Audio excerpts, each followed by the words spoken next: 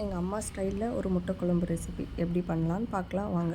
First அதுக்கு தேவையானதெல்லாம் எடுத்து வச்சுக்கலாம். முட்டை கொஞ்சம் உங்களுக்கு எவ்வளோ வேணுமோ அதை நல்லா வேக வச்சுக்கோங்க.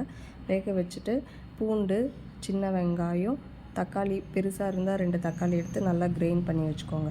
கிரைண்ட் பண்ணிவிட்டு ஒரு கடாயில் கொஞ்சம் நல்லெண்ணெய், கடுகு, ஜீரகம்லாம் போட்டுட்டு இந்த பூண்டு ஒன்றும் பாதியமாக இடித்து அதுக்குள்ளே போட்டுட்டு அதுக்கப்புறம் சின்ன வெங்காயத்தை ஒன்று பாதியமாக இடித்து அதுக்குள்ளே போட்டுக்கோங்க. நல்லா அது சாட்டே பண்ணிக்கோங்க. பண்ணிவிட்டு கொஞ்சம் கருவேப்பிலை, அதுக்கப்புறம் இந்த அரைச்சி வச்ச தக்காளி நல்லா போட்டு வதக்குங்க. வதக்கிட்டு அதனோட பச்சை ஸ்மெல்லாம் போகிற அளவுக்கு போனதுக்கப்புறம் கொஞ்சம் உப்பு போட்டு வதக்குங்க.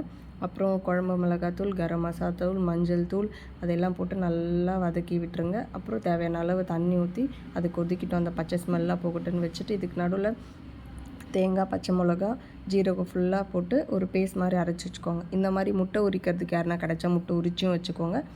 நல்லா கொதிச்சதுக்கப்புறம் எல்லா முட்டையும் அதுக்குள்ளே போட்டதுக்கப்புறம் அது கொஞ்சம் ஒரு 5 மினிட்ஸ் விட்டதுக்கப்புறம் இந்த அரைச்சி வச்ச அந்த பேஸ்ட்டை என்ன பண்ணணும், அதுக்குள்ளே ஊற்றி நல்லா இப்படி ஒரு கிண்டு அப்படி ஒரு கிண்டி விட்டுட்டு அது கொஞ்சம் நல்லா கொதிக்கிட்டோம் அப்படின்னு நாங்கள் வச்சுட்டோங்க. அதுக்கப்புறம் கடைசியாக ஃபைனலாக கொஞ்சம் கஸ்தூரி மேத்தியும் கொத்தமல்லியும் கொஞ்சம் தூவி விட்டதுக்கப்புறம் ஒரு 2 நிமிஷத்தில் ஒரு 2 செகண்ட்ஸில் அது கொதித்ததுக்கப்புறம் அப்படியே அந்த கொதி இருக்கும்போதே கேஸ் ஆஃப் பண்ணிவிட்டு தட்டு போட்டு மூடி வச்சுட்டோங்க. எங்களோட லஞ்சை நாங்கள் ஜாலியாக என்ஜாய் பண்ணோம். எப்போவுமே அம்மா கையால் சாப்பிட்றதுங்கிறதே ஒரு தனி ஸ்பெஷல் தாங்க.